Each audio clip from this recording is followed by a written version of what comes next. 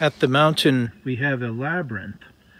And a labyrinth is a meditation that you take. You walk in and you walk all the way around every single bit of it until you can get to the center. And that's really what life is like.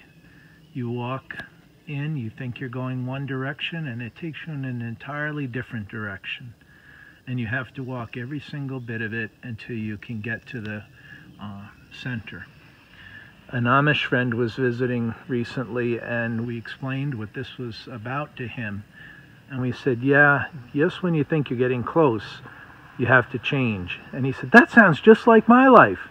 And we said, exactly. It's just like everybody's life. So enjoy the journey and walk it all. Be patient. You'll make it.